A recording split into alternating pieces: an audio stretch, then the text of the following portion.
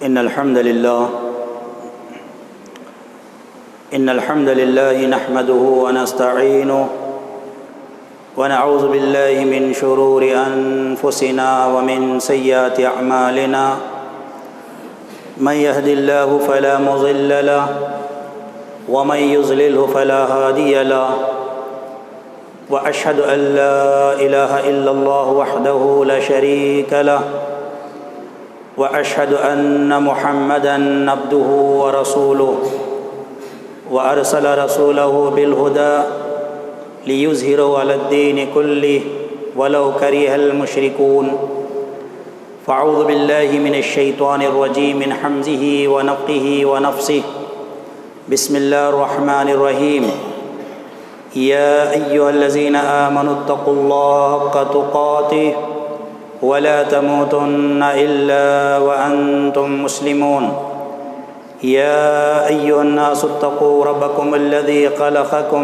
من نفس واحدة وخلق منها زوجها وبث منهما رجالا كثيرا ونساء واتقوا الله الذي تساءلون به والأرحام إن الله كان عليكم رقيبا يا أيها الذين آمنوا اتقوا الله وقولوا قولا سديدا يصلح لكم أعمالكم ويغفر لكم ذنوبكم ومن يطع الله ورسوله فقد فاز فوزا عظيما أما بعد فإن خير الحديث كتاب الله وخير الهدي هدي محمد صلى الله عليه وسلم وشر الأمور محدثاتها وكل محدثة بدعة وكل بدعة ضلالة وكل ضلالة في النار رب اشرح لي صدري ويسر لي أمري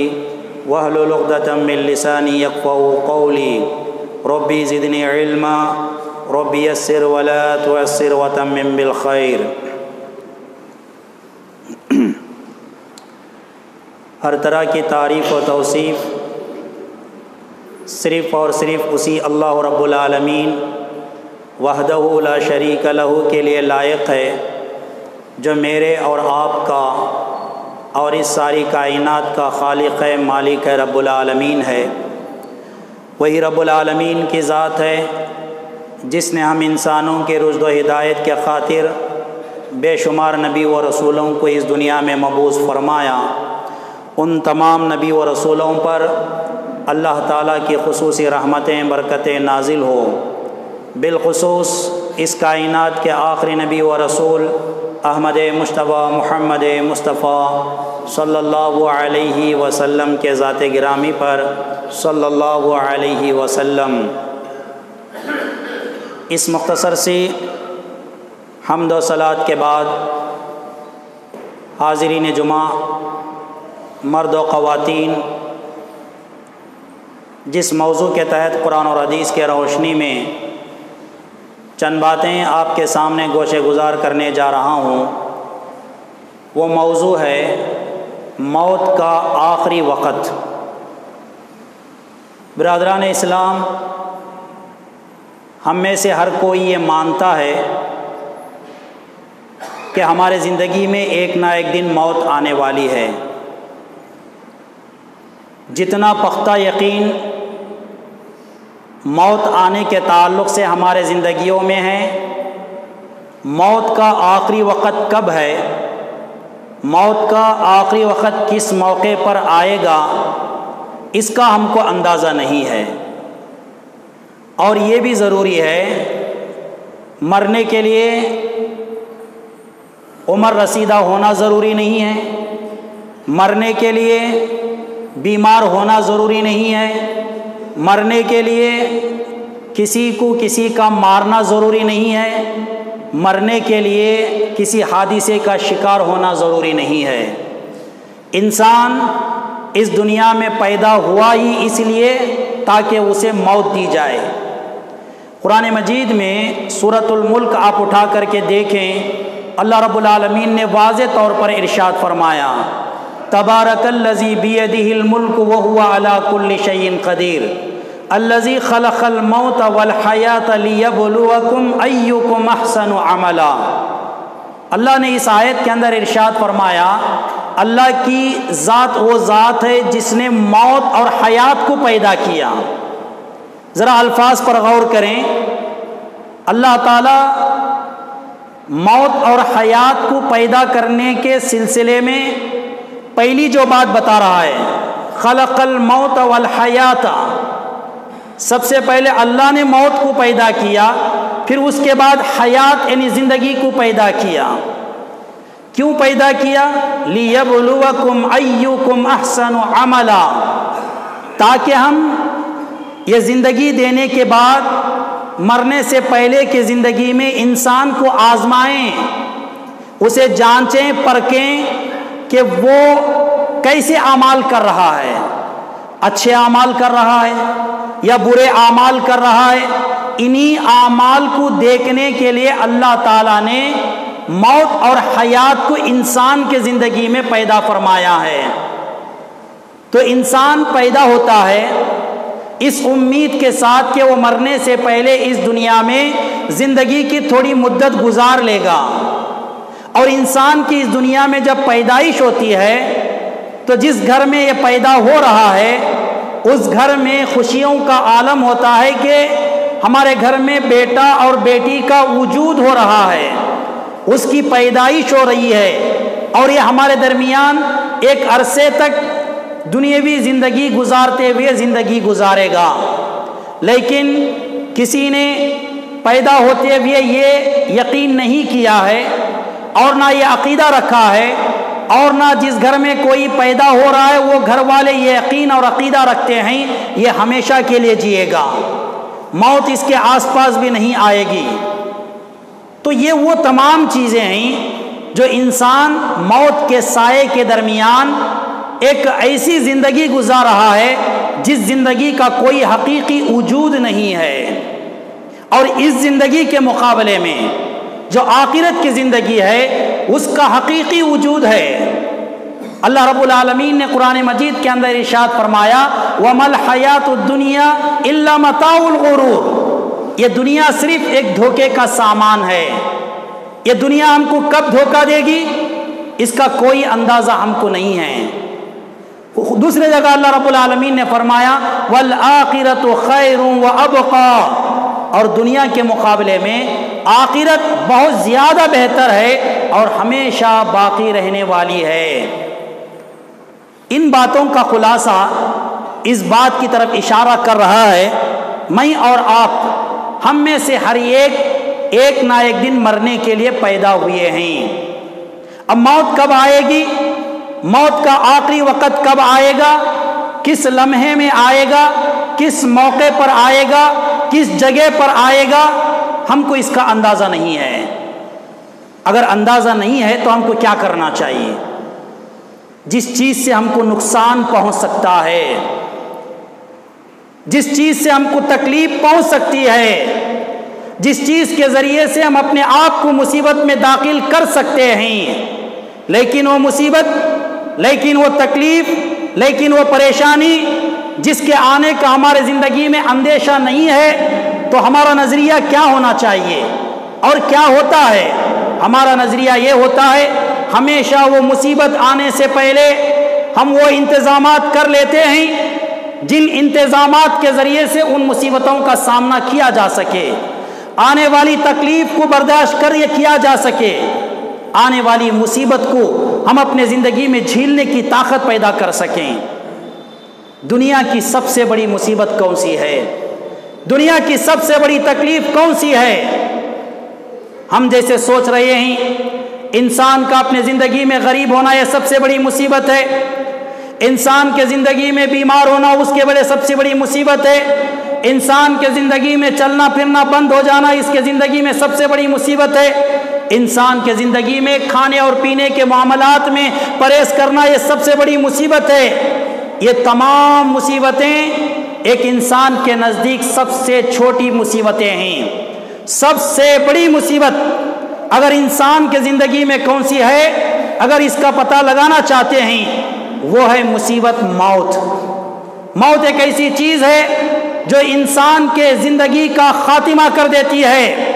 بیماری سے انسان ختم نہیں ہوتا، بھوک و پیاس سے انسان ختم نہیں ہوتا، غریبی، مسکینی، لاچاری، مجبوری کی وجہ سے انسان ختم نہیں ہوتا۔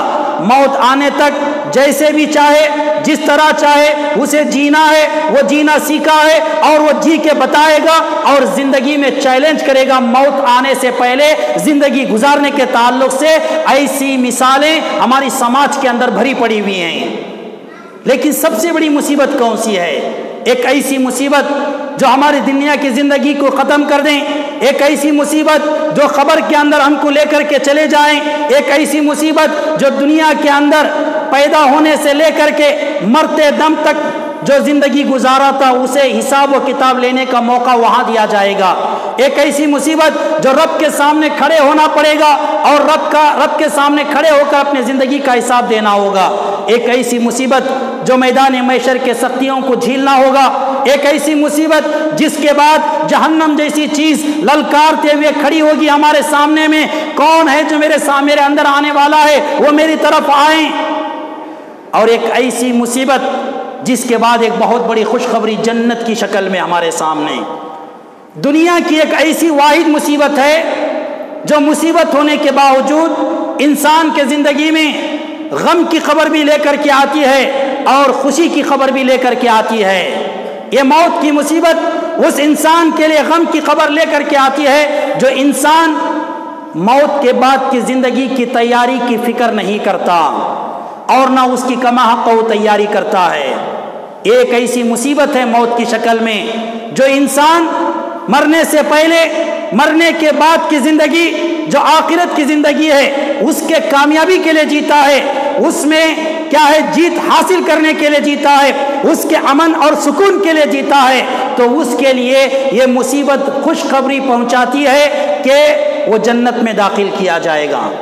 اللہ کے نبی علیہ الصلوۃ والسلام فرماتے ہیں ایک انسان ایسا ہوتا ہے مر جاتا ہے، مرنے کے بعد جب لوگ اس کا جنازہ اٹھاتے ہیں تو میت کہتی ہے مجھے کہاں لے کے جا رہے ہو، اتنا جلدی کیوں کر رہے ہو، اور تھوڑی مہلت دو اور تھوڑی دیر اس دنیا میں رکھو، کیونکہ میں نے موت کے بعد کی زندگی کی تیاری اب تک نہیں کی ہے۔ اسے ڈر لائق ہوگا، اسے خوف لائق ہوگا اس میت کو جو آخرت کی تیاری نہیں کیا ہے۔ جیتے جی شاید یہ ڈر ہمارے دلوں میں نہیں ہے، مرنے سے پہلے ہم اس بات کا خوف نہیں کھا رہے ہیں۔ اللہ کے نبی علیہ الصلوۃ والسلام فرماتے ہیں مرنے کے بعد میت کے اس زبان سے یہ الفاظ نکلیں گے لیکن انسان کے کانوں کے اندر سننے کی طاقت اور حیثیت نہیں ہوگی۔ وہ میت مردے کی حالت میں لوگوں کو پکار پکار کر کے کہہ رہی ہوگی مجھے کہاں لے کے جا رہے ہو، تھوڑا مہلت دو، تھوڑا موقع دو، مجھے اس طرح تیاری کرنا تھا جس طرح تھا اس طرح میں نے اب بھی تیاری نہیں کیا ہے۔ لیکن اس کے مقابلے میں ایک انسان کی میت ایسی میت ہوگی جب انتقال ہو جائے گا وہ میت پکار پکار کر کے کہتی ہے مجھے اپنی اصل جگہ جلد سے جلد لے کر کے جاؤ، مجھے اپنے اصل مقام پہنچاؤ، میرا اصل مقام خبر ہے، میرا اصل مقام خبر ہے۔ جیتے جی انسان مرنے سے پہلے اپنا اصل مقام دنیا ہی کو ترجیح دیتا ہے، دنیا ہی میں اپنا اصل مقام سمجھتا ہے، دنیا کی زندگی کو اصل زندگی سمجھتا ہے۔ لیکن وہی انسان جب مر جاتا ہے نیک ہے تو وہ کہتا ہے کہ دنیا میرا اصل مقام نہیں تھا، مجھے بہت تاخیر ہو گئی یہاں، اپنے اصل مقام جانے کے لیے جتنا جلدی ہو سکے مجھے اٹھاؤ اور میرے مقام تک مجھے پہنچاؤ۔ اللہ کے نبی علیہ الصلوۃ والسلام بھی فرماتے ہیں انسان مرنے کے بعد تاخیر مت کرو، جتنا جلدی ہو سکے اس کے خبر کے اندر دفن کرنے کا معاملہ جلدی کرو۔ معلوم ہے کیوں؟ معلوم ہے اللہ کے نبی علیہ الصلوۃ والسلام فرماتے ہیں مرنے سے پہلے جتنی زندگی اس نے حاصل کیا تھا، چاہے اچھا کیا ہو چاہے برا کیا ہو، اسے جلد سے جلد اس کے نتیجے تک پہنچاؤ۔ اگر وہ اچھا ہے جلد سے جلد اس کا نتیجہ اسے ملنا چاہیے جنت کی شکل میں، اگر وہ برا ہے تو اس کی پنشمنٹ یہ ہے، اس کی سزا یہ ہے کہ اسے جہنم کے عذاب کی شکل میں خبر میں اسے پہنچا دو۔ وہ جینے کا حقدار نہیں ہے اس دنیا کے اندر، جینا تھا جی لیا، اب مرنے کے بعد بھی زیادہ دیر رہنے کا اسے حق اس دنیا میں نہیں ہے۔ اسے اصل مقام تک پہنچاؤ۔ انسان کی زندگی کی حقیقت اتنی ہے۔ ہزارہا مرتبہ ہم نے ان باتوں کو سنا اور ان باتوں کو سمجھنے کی کوشش کی، اور ان باتوں کو سمجھانے کے لیے ہمارے درمیان اللہ رب العالمین نے ایسے ایسے حادثات رونما فرماتا ہے، جو حادثات کے ہمارے زندگی میں ایک ایسا انقلاب پیدا کر سکتے ہیں جو اس دنیا کا کایا پلٹ کر کے ہمیں آن کی آن میں آخرت میں پہنچا سکتے ہیں۔ لیکن پھر بھی ہمارے دل اتنے سخت ہیں، ہم نے اپنے دلوں پر ایک وزندار چٹان رکھ کر کے آخرت کی زندگی کے معاملے کو سامنے رکھ کر کے جینا سیکھ لیا ہے۔ ہم کو آخرت بعد میں دیکھنا ہے، لیکن مرنے سے پہلے دنیا کی زندگی میں بہت سارے چیلنجز ہیں جسے ہمیں پوری کرنا ہے۔ مالدار بننے کے چیلنجز ہے، عزت کمانے کے چیلنجز ہے، ایک دوسرے کا کمپٹیشن کرنے کے چیلنجز ہے، ایک دوسرے کے سامنے نیچے ہونے سے اپنے آپ کو بچانے کے چیلنجز ہے، ہماری اولاد کو ایک اچھی زندگی دینے کی چیلنج ہے، بیٹی کو اچھی شادی کرنے کی چیلنج ہے، بیٹے کو ایک اچھی تعلیم دینے کی چیلنج ہے۔ کس چیز کے لیے ہم پیچھے پڑے ہوئے ہیں؟ کس چیز کے پیچھے؟ کیا یہ دنیا کے اندر آنے والے حادثات ان تمام چیزوں سے اپنے آپ کو دور کرنے کے لیے مجبور نہیں کرتے؟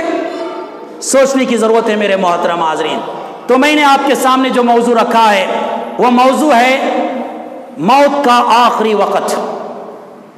کس موقع پر، کب اور کہاں، نیکی کی حالت میں یا بدی کی حالت میں، حق کی حالت میں یا باطل کی حالت میں، اچھائی کی حالت میں یا برائی کی حالت میں، عبادت کی حالت میں یا عبادت سے روگردانی کرتے ہوئے، مسجد کے اندر یا مسجد کے باہر، دکان مکان کے اندر یا بازار یا گلی محلے میں، کسی کو اس بات کا علم نہیں ہے کہ اس کے کس عمر میں، کس لمحے میں، دن کے کون سے اجالے میں، رات کے کس تاریخ میں اس کے زندگی میں آن کی آن میں موت آ جائے۔ کیا ہم نے اس کی تیاری کر لی؟ ہمارے زندگی کا سب سے بڑا چیلنج، جس کے بعد سب سے بڑی مصیبت کو ہم جھیلنے والے ہیں، سب سے زیادہ تنہائی کو اختیار کرنے والے ہیں، ہمارا کوئی حال پوچھنے والا نہیں ہوگا، ہمارا اچھا بھی ہم ہوں گے، ہمارا برا بھی ہم ہوں گے، ہر تکلیف کو برداشت کرنا ہم ہی کو پڑے گا۔ وہ ہے موت کے بعد کی زندگی، قبر کی زندگی۔ قبر کی زندگی جو انسان کے زندگی میں سب سے بڑی اور سب سے آخری مصیبت ہے، اور انسان کی زندگی کا سب سے بڑا چیلنج ہے، سب سے بڑا امتحان ہے۔ اس امتحان کی تیاری ہم نے کتنا کی؟ SSLC کا رزلٹ کل آیا، بہترین رزلٹ ہمارے سامنے، ہمارے بچوں کا، ہمارے بچیوں کا، ماں باپ بڑے خوش ہیں، بچے بڑے خوش ہیں۔ یہ دنیا کی کامیابی جو ختم ہونے والی دنیا کے لیے ہم کو تھوڑی دیر کے لیے خوشی پہنچا سکتے ہیں، وہ آخرت کی ہمیشہ کی کامیابی، جس کی کامیابی اگر ہم حاصل کرنا چاہیں اور اس کے لیے اتنی تیاری کر لیں کہ مجھے میری موت کے بعد جنت کو جانے کے لیے کوئی چیز روک نہیں سکتی، جہنم سے بچانے کے لیے کوئی چیز روک نہیں سکتی، تو ایسی صورت میں اسے خوشی کا اندازہ کتنا ہوگا؟ کیا کبھی ہم نے اپنے زندگی میں آخرت کی کامیابی اور اس کے خوشیوں کو سامنے رکھ کر کے آخرت کے لیے جینا سیکھا ہے؟ اس کے بارے میں غور و فکر کیا ہے؟ کیا سرپرست یا پیرنٹس نے اپنے بچوں کو اپنے ساتھ بٹھا کر کے اس دنیا کے امتحانات کی کامیابی کی خوشخبری جہاں دے رہے ہیں، اسے ایک سبق یہ بھی دے رہے ہیں، یہ تیرا زندگی کا ایک چھوٹا امتحان تھا، لیکن تیرے زندگی کا ایک بہت بڑا امتحان جو آخرت کا امتحان ہے، تجھے اس کی بھی تیاری کرنا ہے۔ کبھی ہم نے خبر دی؟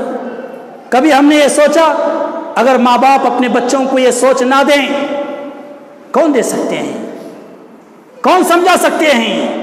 زندگی کے ہر لمحے میں جینے کا طریقہ ہم نے سکھایا، موت سے پہلے مرنے تک کے طریقے ہم نے سکھائے، لیکن موت کے بعد کیا ہوگا کسی کو فکر نہیں ہے کہ اس کے بعد کیا ہوگا، کیا کرنا چاہیے، کس چیز کی تیاری کرنا چاہیے، کیا یہاں سے لے کر کے جائیں گے، کیا لے کر جانے سے اس کا فائدہ آخرت میں ہم کو ہو سکتا ہے۔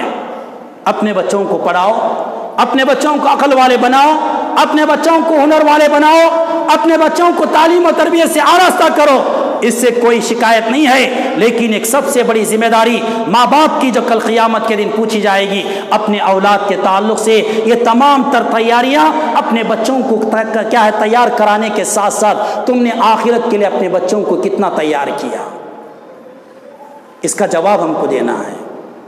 تو بہرحال میرے عنوان کے خلاصے سے آپ کو اندازہ لگا ہوگا، موت کا آخری وقت، وہ ہماری بہن رابعہ کوئی غلط نیت تو نہیں کی تھی، ایک نیک نیت تھی،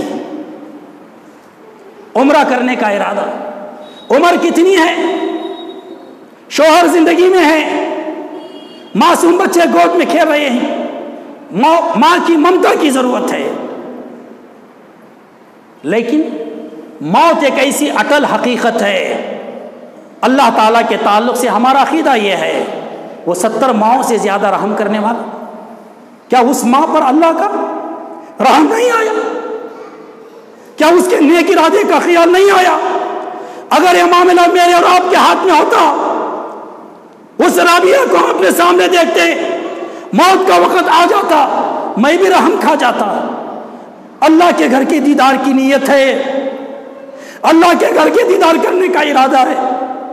وہ گھر جس گھر کے دیدار کی اس دنیا کے اندر کعبۃ اللہ سے لے کر دنیا کے آخری کونے کے گھر میں رہنے والے ہر انسان کے دل کی ایک طرف ہوتی ہے، ایک آنکھوں کی طرف ہوتی ہے، ایک مرتبہ دیدار ہو جائے اس کعبۃ اللہ کا جو اللہ کا گھر ہے۔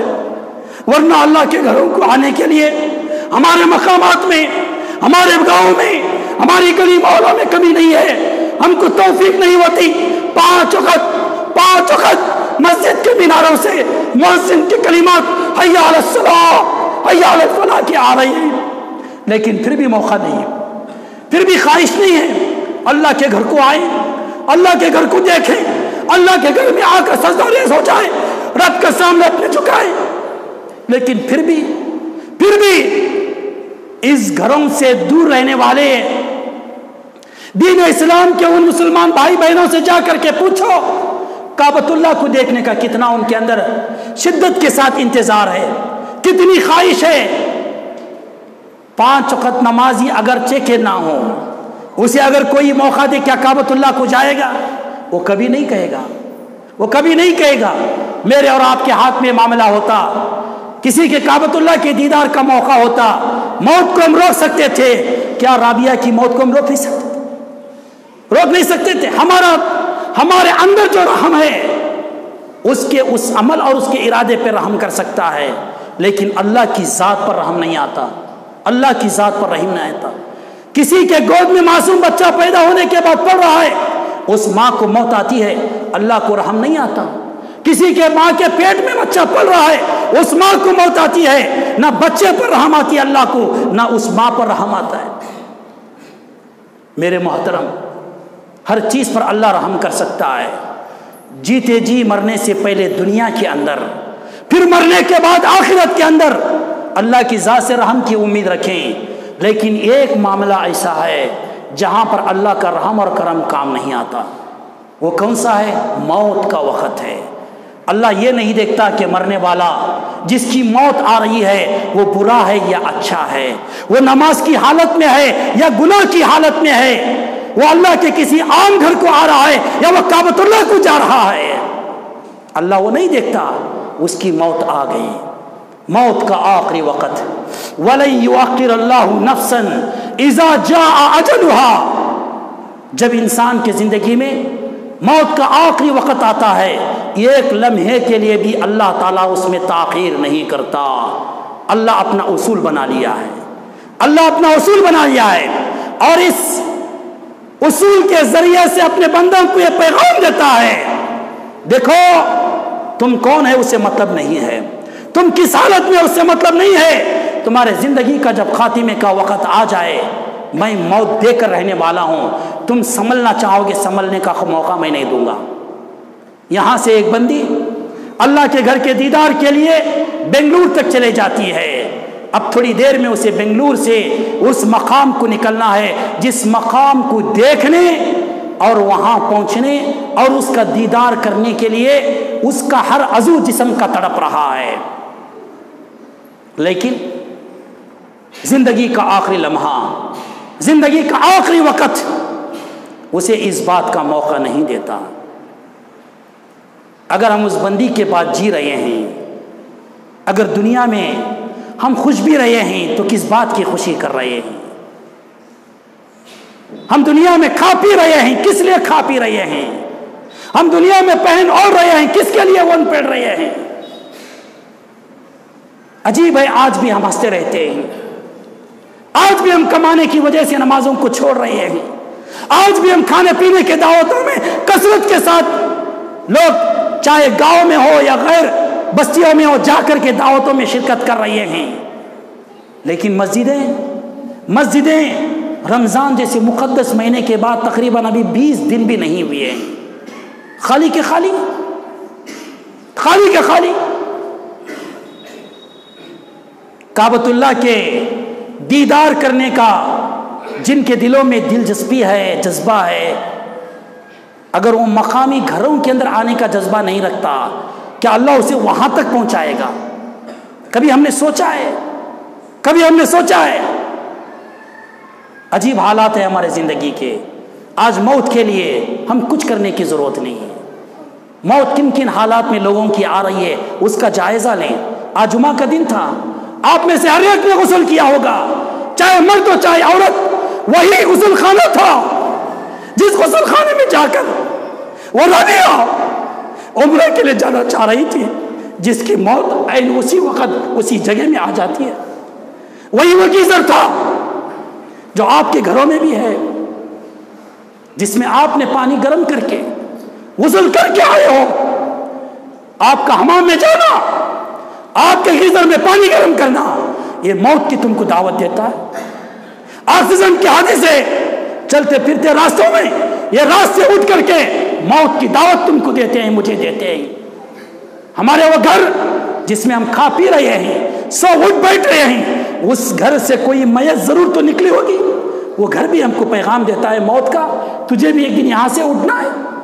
کون سی ایسی جگہ باقی ہے، کون سی ایسی جگہ روئے زمین کی باقی ہے جو آپ اسے دیکھ کر کے اس دنیا میں جینے کا سلیقہ سیکھ کر کے آخرت کی زندگی کو بھلا سکتے ہو؟ کیوں موت یاد نہیں آتی؟ چاروں طرف سے موت ہمارا انتظار کر رہی ہے، ہم کو دعوت دے رہی ہے، لیکن پھر بھی ہر حادثے کو دیکھ کر کے ہم آنکھ بند کر لیتے ہیں، سوچ ہماری ختم ہو جاتی ہے، ہمارا سوچنے کا مادہ ختم ہو جاتا ہے۔ ایسا نہیں ہے، ایسا نہیں ہے۔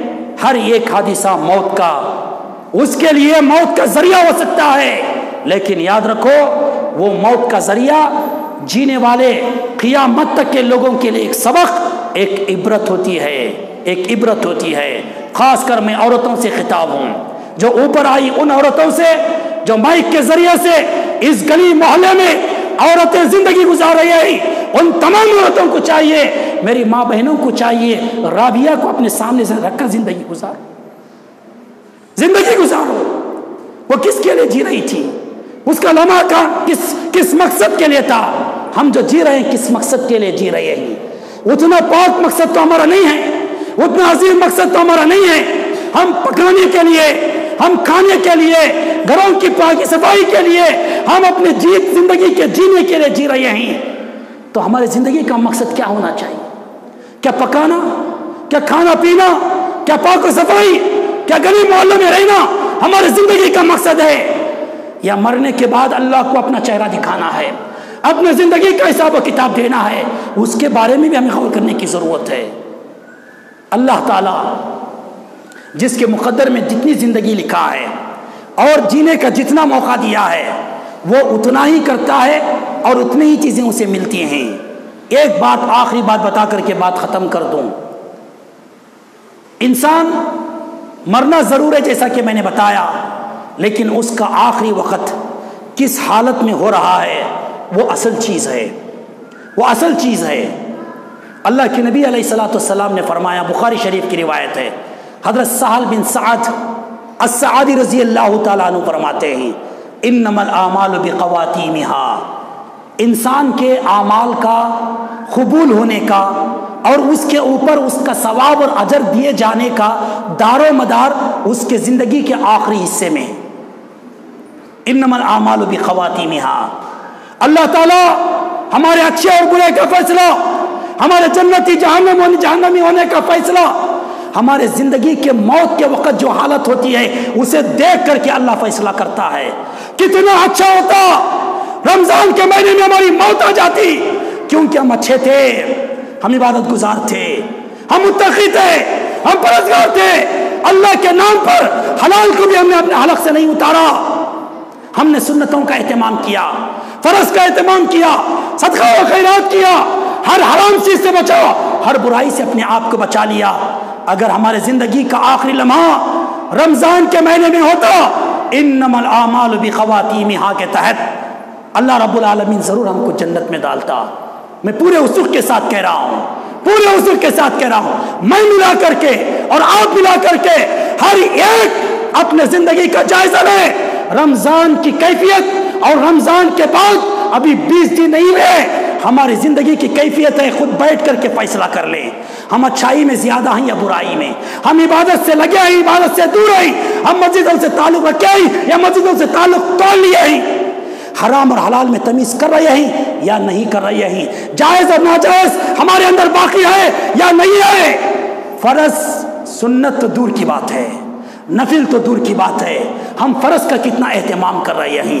آج فجر کی نماز کی بات کہوں، اقامت کے وقت 6 آدمی تھے، اقامت کے وقت 6 آدمی تھے، پوری نماز ختم ہوئی آدھی صف تھے. پچھلے 1 ہفتے سے میں غور کر رہا ہوں، انسان ہی میں بھی آپ بھی ہو سکتا ہے نمازوں میں آئے لاپرواہی ہو جائے، لیکن ایسی لاپرواہی جو رمضان میں ہمارے آنکھ نظر آنے تک لوگ فجر کی نماز میں موجود. میں نے آخری وقت تک رمضان میں یہی نصیحت کیا، انشاءاللہ کل قیامت کے دن میں اس چیز سے اللہ کے دربار میں پکڑے جانے سے بچ جاؤں گا. ہر کوشش میں نے یہ کی اللہ کے واسطے، اپنی کامیابی کے واسطے. رمضان کے بعد بھی فجر کی نمازوں کا اہتمام کرو، لیکن ہم سمجھ نہیں سکتے، ہم سمجھ نہیں سکتے. کب سمجھیں گے؟ کیسی حادثے چاہیے؟ موت ہمارے سامنے للکار رہی ہے، کبھی رابعہ کی موت کی شکل میں، کبھی نوجوانوں کی موت کی شکل میں، کبھی عورتوں کی موت کی شکل میں، کبھی گلی محلے کے، کبھی دوسری گاؤں کی موت کی شکل میں. کب احساس ہوگا؟ کب احساس ہوگا؟ آپ کو معلوم ہے جس دن عید کا دن تھا، جس دن عید کا دن تھا، عید کے بعد ایک ایسا حادثہ ہوتا ہے، پوری کی پوری فیملی، ایک ایکسیڈنٹ کا حادثہ، میاں بیوی معصوم بچے روڈ کے حوالے ہو جاتے ہیں. کیا اس حادثے سے ہم نے کبھی سوچا؟ بولنے کی ضرورت نہیں ہے، ہر کسی کے پاس موبائل ہے، واٹس ایپ کے اندر اتنی جلدی خبر پہنچ جاتی ہے جس کے ساتھ حادثہ ہوا ہے ان حادثہ ہوئے گھر کو خبر نہیں پہنچتی، وہ خبر دنیا کے کونے کونے تک پہنچ جاتی ہے. کون سی خبر چاہیے؟ کس چیز کا تذکرہ کرے؟ کس سے سبق حاصل کرے؟ کیوں زندگی برباد کر رہے ہو؟ کیوں آخرت سے روٹے ہوئے ہو؟ کیوں مسجدوں کو ویران کر رہے ہو؟ کس خوشحالی کی زندگی کی طرف جا رہے ہو؟ میرے محترم، وہ خوش نصیب تھی رابعہ جو عمرے کے نیت سے نکل گئی تھی. انما الاعمال بخواتیمها، اس کے عمل کا دار و مدار، اس کے زندگی کے اس عمرے کے نیت کے ساتھ اس کی موت ہو گئی. انشاءاللہ کل قیامت کے دن کامیاب ہو جائے گی. اللہ اس کی مغفرت فرمائے، ان کے بچوں اور اس کے شوہر کو نعم البدل عطا فرمائے. اللہ تعالیٰ پورے خاندان اور ان کے گھر والوں کو صبر و تحمل عطا فرمائے. میرے محترم، ہماری زندگی کے آخری لمحے کیسے ہوں گے؟ کیا ہم نے دیکھا؟ کیا اس کے لیے ہم نے کوشش کی؟ اگر ہمیں چاہتے ہیں ہمارا زندگی کا آخری وقت اچھا ہو، اس حالت میں ہماری موت ہو، ہماری زندگی رمضان کی جیسی زندگی ہونا چاہیے، رمضان کی جیسی زندگی ہونا چاہیے. رمضان کے بعد ہم پلٹ گئے ہیں، رمضان کے بعد ہم بدل گئے ہیں، رمضان کے بعد ہم نے مسجدوں کو ویران کر دیا ہے، اپنے گھروں اور دوبارہ کاروبار کو آباد کر لیا ہے. اب فیصلہ کر لو، موت مسجد میں بہتر ہے آپ کے گھر میں، موت نماز کی حالت میں بہتر ہے کاروبار کی حالت میں، موت آپ کو اللہ کے ذکر میں بہتر ہے یا دنیا کے واہ ویلا میں، دنیا کی آن بان میں، دنیا کی عیش و عشرت میں، دنیا کی دولت اور دنیا کی عزت کمانے میں موت آئے یہ بہتر ہے. کیوں موت کو گلے لگانا ضروری ہے؟ اس سے نفرت کیوں ہے؟ اس سے دوریاں کیوں ہے؟ اس سے غفلت کیوں ہے؟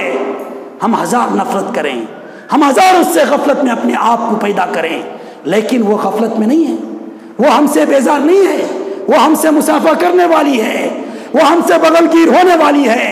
اینما تکونوا یدریکم الموت ولو کنتم فی بروج مشیدہ، اللہ کہتا ہے تم دنیا میں کس قلعے میں رہنا چاہتے ہو، دنیا کے کس مضبوط قید خانے میں رہنا چاہتے ہو، موت سے چھٹکارا پانے کے لیے یدریکم الموت، موت وہاں بھی آ کر کے تم کو گلے لگا لے گی۔ پھر کیا ضرورت ہے دنیا کی زندگی کی؟ دنیا کے لیے اتنا جیو جتنا دنیا کے جینے کے لیے ضروری ہے، باقی آخرت کے لیے زندگی ہماری ہے۔ لیکن ہم نے دنیا کے مقابلے میں اپنے زندگی کا اکثر وقت آخرت کے مقابلے میں دنیا کو زیادہ دیا ہے، جبکہ ہمارا اکثر وقت دنیا کے مقابلے میں آخرت کو زیادہ ہونا چاہیے، آخرت کو زیادہ ہونا چاہیے۔ میں نے امتحان کی مثال دیا، امتحان کا وقت ہمارے سامنے ہے، دن کے 24 گھنٹوں میں کتنے وقت اس کو پڑھنا پڑے گا؟ زیادہ سے زیادہ پڑھنا پڑے گا نا، جب ہی وہ کامیاب ہو سکتا ہے۔ زندگی ایک امتحان ہے جو آخرت کی کامیابی کا نتیجہ ہوگی۔ ایسی صورت میں زندگی بھر کا پورا وقت بھی اگر ہم دے دیں، اس کامیابی کے لیے ہمارے نیکیاں ناممکن ہے۔ اسی لیے اللہ تعالیٰ نے شب قدر ہم کو دیا، 80 پر 3 سال 4 مہینے کی عبادت کر لے، کیونکہ تو جتنا جی رہا ہے وہ زندگی میں تو جی کر کے آخرت کی تیاری نہیں کر سکتا، نہیں کر سکتا۔ تو کیا ہم نے پیغام لیا؟ اتنا کر لیا رمضان میں، اتنا کر لیا، کیا مرنے تک کسی کام کرنے کی ضرورت نہیں ہے؟ نوجوانوں سے گزارش ہے، نوجوانوں، زندگی کا ایک بہت بڑا لمحہ آپ کے سامنے ہے، ایک بڑی زندگی کی جنگ تمہارے سامنے ہے۔ جن کی عمر ہو چکی ہے، جو بزرگ ہو چکے ہیں، اب وہ کیا کریں گے، کتنا جئیں گے؟ آخرت کے لیے تھوڑی بھی تیاری کر لے، ہو سکتا ہے کامیاب ہو جائے، لیکن بہت سارے چیلنجز کا تمہارے سامنے سامنا کرنا ہے۔ اگر یہ چاہتے ہو کہ دنیا میں عیش و آرام ہو، دنیا میں عزت کی زندگی ملے، خیر و برکت کی زندگی ملے، کامیاب کاروبار حاصل ہو، آخرت کی طرف رجوع ہو جاؤ، آخرت کی طرف رجوع ہو جاؤ۔ ایک طرف آخرت بھی مل جائے گی، دوسری طرف دنیا کی عزت بھی، دنیا کی شان بھی، اور دنیا کی خیر و برکتیں بھی مل جائے گی۔ تم ہزار کوشش کر لو، میرا چیلنج، اوپن چیلنج ہے نوجوانوں سے، آخرت کو بلا کر کے 1000 کامیابی حاصل کرنے کے لیے 1000 کوششیں مرنے سے پہلے کر لو۔ دنیا کی کامیابیوں تک تمہاری یہ کوششیں تم کو نہیں پہنچا سکتی۔ کتنے آپ کے گلی محلے میں ہے، ایک گھر تعمیر کرنے کے لیے اب بھی ترس رہے ہیں، زندگی کی ساری زندگی ان لوگوں نے کوشش کر لی ہے، لیکن ایک ہمارے پاس پکا مکان نہیں، ایک خاص کا مکان ہمارے پاس نہیں ہے۔ اس طرح کے ترقی یافتہ دور میں ہمارے مکانات جب دنیا کے لیے ہم جی رہے ہیں، عیش و آرام کے لیے آسمان چھوتی بلڈنگیں ہمارے ہاتھ میں ہونا چاہیے تھا، نہیں ملیں گی۔ ہم نے اپنے آپ کو مسلمان بنایا ہے۔ مسلمان بننے کا مطلب یہ نہیں کہ یہاں بھی بلڈنگیں دیکھو، جنت کی بھی بلڈنگ دیکھنا چاہتے ہو، اور مسلمان اس کے اندر اگر یہ ہے کہ اگر وہ برا ہے نہ دنیا کا ہوگا نہ آخرت کا، اگر وہ اچھا ہے انشاءاللہ دنیا میں بھی وہ بلڈنگیں دیکھے گا اور آخرت میں بھی بلڈنگیں دیکھے گا۔ یہ یقین کے ساتھ چلو، اللہ کو چھوڑ کر کے تم کیا کر سکتے ہو؟ اللہ کے گھروں کو ویران کر کے کون سا گھر آباد کر سکتے ہو؟ اللہ کا ساتھ چھوڑ کر کے کون سے کاروبار میں کامیاب ہونا چاہتے ہو؟ اللہ کی ذات کو چھوڑ کر کے آخرت کو، اپنے آپ کو کیسے پیچھے چھوڑنا چاہتے ہو؟ ہر کسی کی موت ہر کسی کے لیے ایک عبرت ہے، ایک سبق ہے، سبق حاصل کرو، وہی عقل مند ہے۔ اللہ کے نبی علیہ الصلوۃ والسلام سے پوچھا گیا، ملکیس یا رسول اللہ، اے اللہ کے رسول صلی اللہ علیہ وسلم عقل مند کون ہے؟ اللہ کے نبی علیہ الصلوۃ والسلام فرماتے ہیں، من دانا نفسہ وعمل لما بعد الموت، جس نے اس دنیا میں رہتے ہوئے مرنے سے پہلے یہ دل جو مچلتا ہے حرام کرنے کے لیے، ناجائز کرنے کے لیے، برائی کی طرف جانے کے لیے، رمضان کے بعد اللہ کے گھروں کو ویران کرنے کے لیے اس دل کو کنٹرول جس نے کر لیا وہ اللہ کے نظر میں، اللہ کے نبی کی نظر میں عقل مند ہے۔ ہم نے مسجدیں چھوڑ کر کے کوئی عقل مند نہیں بنایا، ہم نے اللہ کی عبادت سے دور کر کے اپنے آپ کو کوئی بہت بڑا تیر نہیں مارا۔ اللہ اور اس کے رسول کے نظر میں بیوقوف ہیں ہم لوگ، عقل والے نہیں ہیں۔ اللہ اور اس کے رسول کے نظر میں وہ ہیں جو مرنے سے پہلے، وہ عمل لما بعد الموت، دوسری پہچان اس کی یہ ہے مرنے سے پہلے وہ موت کے بعد کی زندگی کی تیاری کرتا ہے، عقل مند وہ ہے۔ لیکن کیا بات ہے، فجر کا ناشتہ ہوتا نہیں، دوپہر کی فکر ہم کو لائق ہے، دوپہر کا کھانا ختم نہیں ہوا ہے، رات کی فکر ہم کو لائق ہے، دن بھر کما کر کے ہم نے اس دن کی تیاری نہیں کی ہے، ابھی سویا بھی نہیں ہے، بستر میں گئے ہیں، دوسرے دن کی فکر ستا رہی ہے، صبح میں اٹھ کر کے ناشتہ بھی نہیں کیا ہے، دکان مکان کی فکر ستاتی ہے۔ کیا بات ہے، ہم نے اتنی فکر کر کے کتنی دنیا حاصل کیا، کتنے کاروبار چلایا، کتنے لوگوں کی ہم نے مدد کی، کتنے لوگوں کے کام ہم خود آئے، یا کتنے چیزیں جو ہم نے کمایا تھا وہ ہمارے کام آئے، پھر بھی ہم دوسروں کے محتاج ہیں، پھر بھی وقت پڑنے پر دوسروں کی طرف ہماری نظر اڑتی ہے، ہمارے دلوں میں کوئی ہمارے سامنے آئے یہ ارمان ہوتے ہیں ہماری مدد کرے۔ معلوم ہو گیا یہ دنیا ہاتھ کو آنے والی نہیں ہے، ہاتھ سے نکل رہی ہے دن بدن، ایک ایک لمحہ ہماری دنیا ہمارے ہاتھ سے نکل رہی ہے، ایک سانس جو ختم ہو جاتی ہے، ہمارے زندگی کی ایک سانس ہمارے زندگی سے نکل گئی، پھر بھی آنے والی زندگی کا انتظار، تھوڑا آگے جا کر کے اس زندگی کا انتظار کرو کہ موت کے بعد جو آخرت کی زندگی ہے ہم کو اس کا انتظار ہے۔ ایک ایک لمحہ میرے محترم حاضرین ہم سوچ و وچار میں زندگی گزاریں گے۔ ابھی تھوڑی دن پہلے انٹرنیٹ کے ذریعے سے پاکستان کے ایک جیل خانوں میں ان قیدیوں کا تذکرہ میں دیکھ رہا تھا، سن رہا تھا جن کو موت کی سزا سنائی گئی ہے۔ اب موت کب ہے معلوم نہیں، اور ان کو جس کی موت اب ہونے والی ہے ٹائم دے دیا گیا ہے، پوچھنے والا پوچھتا ہے تمہاری کیفیت کیسی ہے؟ اللہ اکبر، میرے محترم ہر کوئی جو جیل میں جاتا ہے وہ کہہ رہا ہے کہ میں نے مرڈر کر کے آیا تھا، میں نے چوری کر کے آیا تھا، میں نے دغا بازی کر کے آیا تھا، میں نے فلاں گناہ کا کام کر کے آیا تھا، میں قصوروار ہوں، میں گنہگار ہوں، مجھے سزا دی گئی ہے۔ اب سزائے موت سنائی گئی ہے، تھوڑی دیر میں موت آنے والی، اب کیفیت کیا ہے، کیا تم کرنا چاہتے ہو؟ پوچھا گیا، کہتے ہی اللہ سے معافی مانگنا چاہتے، قرآن پڑھنا چاہتے، 2 رکعت نماز پڑھنا چاہتے ہیں۔ میرے محترم کیا اسی کیٹیگری میں ہم کھڑا نہیں سکتے؟ ایک قیدی کو موت کی سزا قید خانے میں رکھ کے دی جا رہی ہے، ابھی موت کی خبر نہیں سنائی گئی، وہ بھی ہمارا ہی طرح ہے، یہ دنیا کے قید خانے کے ہم قیدی ہیں۔ موت کی سزا تو ہم کو سنائی گئی ہے، لیکن موت کب آئے گی ہم کو معلوم نہیں۔ کیا وہ تصور ہمارے پاس نہیں ہونا چاہیے؟ کیا وہ سوچ ہمارے پاس نہیں ہونا چاہیے کہ مجھے قرآن پڑھنا چاہیے، لوگوں سے معافی مانگ لینا چاہیے، نمازوں کی پابندی کر لینا چاہیے؟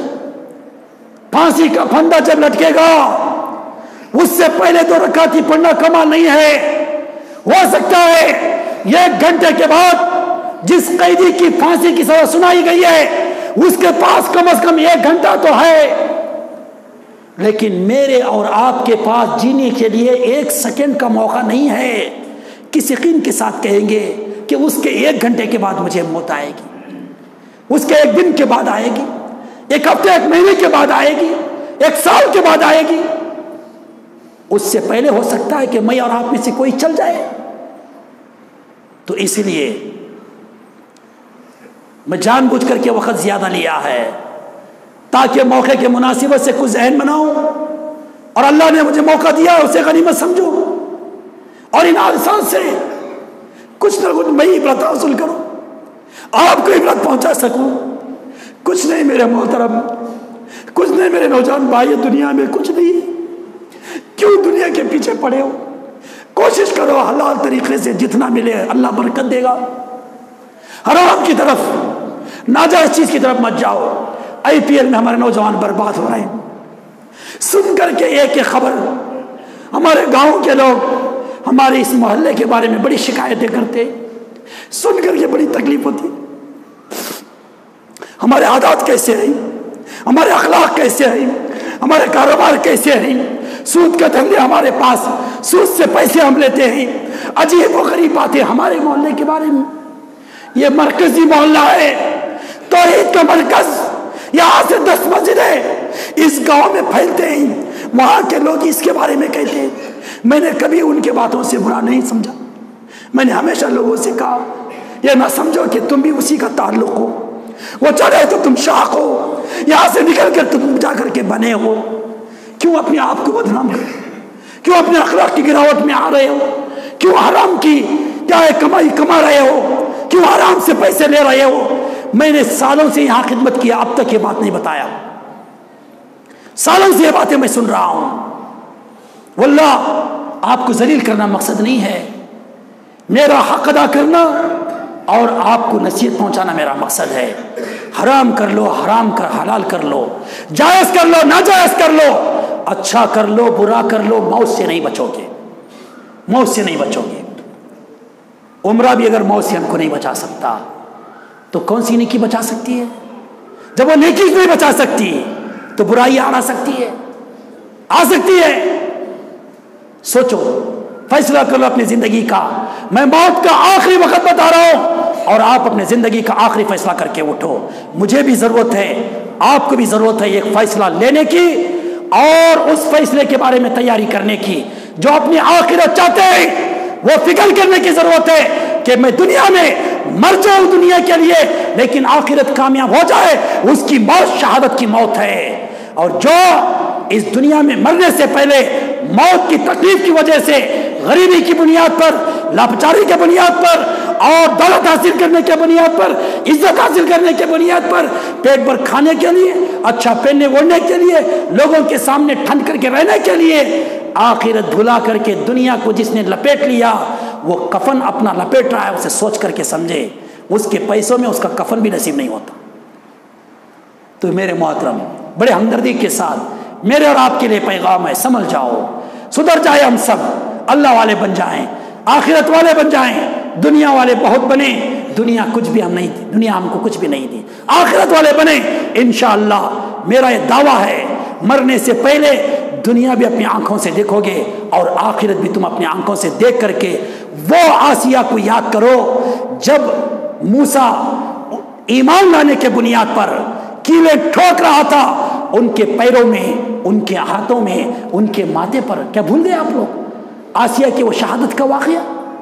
भूल गए? उस वक्त क्या देख रही थी आसिया? चेहरे पर मुस्कान था, चेहरे पर हंसी थी। लोगों ने कहा मौत के हवाले हो रहे हो, मौत के हवाले हो रहे हो। तकलीफ में भी हंसी, तकलीफ में भी खुशी।